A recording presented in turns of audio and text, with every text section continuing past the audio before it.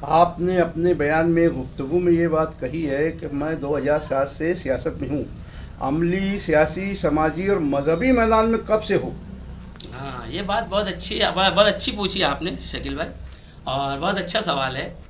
اگر آپ دیکھیں گے کہ مذہبی، دینی، عملی میدان میں کب سے، اگر ایسا سوال کیا جائے گا تو میں آپ کو بتاؤں گا تو آپ کو حیرت ہوگی۔ ہم لوگ، اگر میں یاد کروں تو ہم لوگ بہت چھوٹے تھے، مولانا جاوید احمد ملی صاحب کے پاس ہم لوگ ناظرہ قرآن پاک یہ پڑھا مولانا کرتے تھے۔ جاوید ملی کی نورانی مسجد مرکز کے؟ جی ہاں، نورانی مسجد کے جو امام ہیں مرحوم، ان سے میرا کہنا بڑا جذباتی رشتہ ہے اور رہا ہے، اور کہنا چاہیے کہ میرے سرپرست رہے ہیں۔ تو ان کے پاس ہم لوگ ناظرہ قرآن پڑھا کرتے تھے۔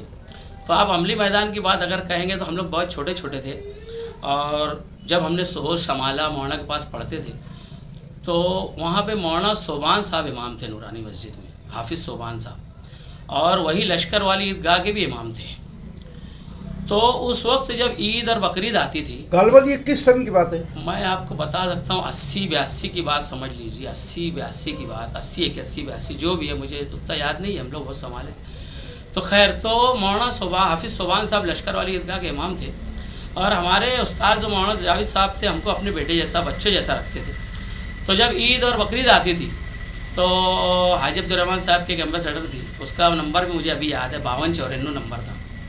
تو اس پر مولوی صوبان، حافظ صوبان صاحب لشکر والی عیدگاہ پہ عید کی نماز پڑھانے جایا کرتے تھے۔ تو جب وہ نکلنے کی تیاری رہتی تھی نورانی مسجد کے باہر سے، تو ہم لوگ بھی وہیں کھڑے رہتے تھے مولانا کے ساتھ وہاں جانے کے لیے عیدگاہ پر لشکر والی، جب مہاد ملت کی عیدگاہ نہیں بنی تھی۔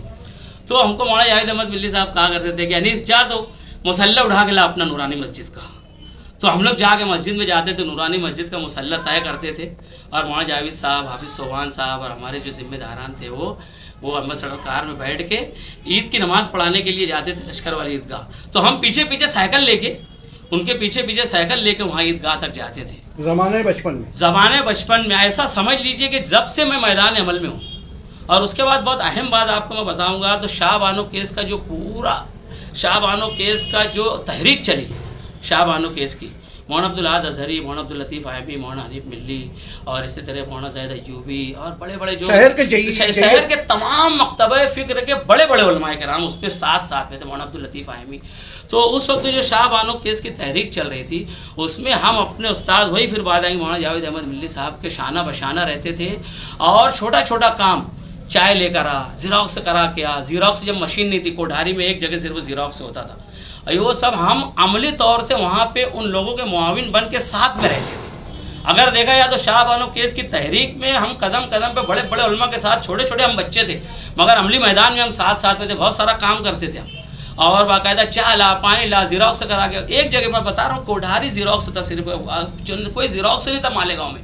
اس وقت ہم لوگ وہاں پہ اس کام میں تھے، اس تحریک میں تھے۔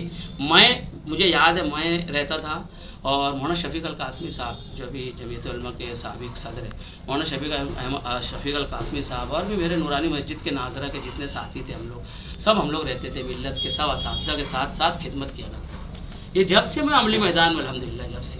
سوال یہ نہیں ہے کہ آپ میرا مطلب کھل کے ایک دم واضح طور پہ بول رہے ہیں کہ شہر کے جید علماء کرام سے آپ کی آبیاری ہوئی ہے، تو آج کیا ضرورت کیا پڑی آپ کو سیاست میں آنے کی؟ الحمدللہ، جو آبیاری کی بات بھی آپ نے کہی ہے نا، جب میں ملت میں پڑھتا تھا تو مولانا حنیف ملی صاحب کو میری اسکوٹر پہ لاتا لے جاتا تھا۔ جب کوئی ایسے چند ایک دو لوگ ہم لوگ طلبہ موٹر سائیکل لے کے جاتے تھے مدرسہ، تو کبھی مولانا حنیف ملی صاحب کو لانے لے جانا، کبھی مولانا عبدالعاد اظہری صاحب کو لانے لے جانا، یہ سب سعادت اللہ تعالیٰ نے مجھے دی ہے۔